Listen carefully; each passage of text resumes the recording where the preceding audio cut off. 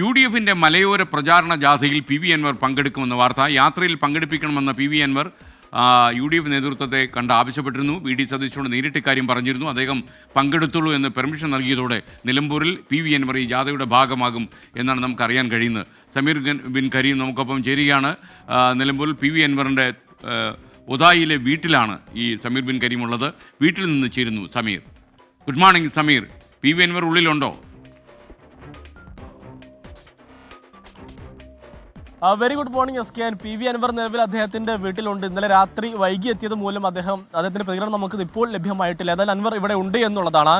ഇന്നാണ് പി.വി. അൻവർ പ്രതിപക്ഷ നേതാവ് നയിക്കുന്ന ഈ മലയോര പ്രചാരണ ജാഥയിൽ പങ്കെടുക്കുന്നത്. രാവിലെ 10 മണിക്ക് എടക്കരയിലാണ് ഈ പ്രതിപക്ഷ നേതാവിന്റെ ജാഥ എത്തുക. അവിടെ പി.വി. അൻവർ പങ്കെടുക്കും.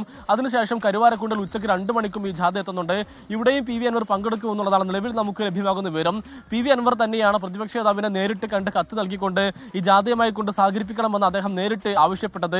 ഒന്ന്, നിലമ്പൂരുമായി ബന്ധപ്പെട്ട ഒരു വിഷയമാണ്, മലയോര മേഖലയുമായി ബന്ധപ്പെട്ട വിഷയമാണ്. ഒപ്പം തന്നെ നിലമ്പൂർ അദ്ദേഹത്തിന്റെ തട്ടകം കൂടിയാണ്. ഇതെല്ലാം തന്നെ കണക്കിലെടുത്താണ് ഈ ജാഥയിൽ സഹകരിപ്പിക്കണമെന്ന് പി.വി. അൻവർ ആവശ്യപ്പെട്ടത്. അതിന് പിന്നാലെയാണ് UDF വിഷയം ചർച്ച ചെയ്യുകയും പി.വി. അൻവർ പങ്കെടുക്കട്ടെ എന്നുള്ള തീരുമാനത്തിലേക്ക് എത്തുകയും ചെയ്തിരിക്കുന്നത്. എന്നാലും ഇതിൽ ഏറ്റവും പ്രധാനപ്പെട്ട കാര്യം പി.വി. അൻവറിന്റെ UDF പ്രവേശനവുമായി ബന്ധപ്പെട്ട ചർച്ചകൾ നടക്കുന്ന ഒരു സാഹചര്യത്തിലാണ് പി.വി. അൻവർ UDFന്റെ തന്നെ വേദിയിലേക്ക് എത്തുന്നത് എന്നുള്ളതാണ് ഏറെ ശ്രദ്ധേയമായിട്ടുള്ള ഒരു കാര്യം. ഇന്നലെ പി.വി. അൻവർ മുസ്ലിം ലീഗിന്റെ പോത്തുകലിലെ ഒരു പരിപാടിയിൽ പങ്കെടുക്കുകയും പാണക്കാട് സാദിഖ് കുഞ്ഞാലിക്കുട്ടി ഉൾപ്പെടെയുള്ളവർക്കൊപ്പം തന്നെ വേദി പങ്കെടുക്കുകയും ചെയ്തിരുന്നു.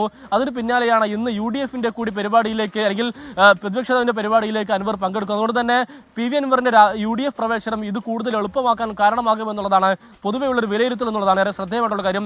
ഏതായാലും നിലവിൽ പി.വി. അൻവർ തൃണമൂൽ കോൺഗ്രസിന്റെ ഭാഗമായതാണ് ചില കോൺഗ്രസ് നേതാക്കൾക്ക് എതിർപ്പ് അറിയിക്കാനുള്ള ഒരു കാരണമായി അവർ പറയുന്നത്. കാരണം ദേശീയ തലത്തിൽ കോൺഗ്രസുമായി അത്ര കണ്ട് തൃണമൂൽ സഹകരിക്കുന്നില്ല എന്നുള്ളത് ചൂണ്ടിക്കാണിച്ചാണ് നിലവിൽ പി.വി. അൻവറിന്റെ ഈ അംഗത്വത്തെ എല്ലാവരും തന്നെ എതിർക്കാനുള്ള ഒരു കാരണമായി പറയുന്നത്. എന്നാൽ ഒരു വിഭാഗം കോൺഗ്രസ് നേതാക്കൾ പി.വി. അൻവറെ അനുകൂലിക്കുന്നുണ്ട്. പ്രത്യേകിച്ച് നിലമ്പൂർ ഉപതെരഞ്ഞെടുപ്പൊക്കെ തന്നെ വരുന്നൊരു സാഹചര്യം ഉണ്ടായിക്കഴിഞ്ഞാൽ അത് അൻവറിന്റെ പിന്തുണ വലിയ തരത്തിൽ അത് UDFന് ഗുണം ചെയ്യുമെന്നുള്ളതാണ് ഒരു വിഭാഗത്തിന്റെ വിലയിരുത്തൽ. ഏതായാലും മുസ്ലിം ലീഗിന്റെ ശക്തമായ സമ്മർദ്ദവും നിലവിൽ കോൺഗ്രസിന് മേൽ ഉണ്ട് എന്നുള്ളതാണ് ഏറ്റവും പ്രധാനപ്പെട്ട കാര്യം. ഏതായാലും ഇന്ന് പി.വി. അൻവർ പങ്കെടുക്കുന്നു, UDFുമായി വേദി പങ്കിടുന്നു. അതുകൊണ്ട് തന്നെ എന്തായിരിക്കും അൻവർ പറയുക, പ്രതിപക്ഷ എന്തായിരിക്കും പറയുക എന്നുള്ളതാണ് ഏറെ ശ്രദ്ധേയമായിട്ടുള്ള കാര്യം.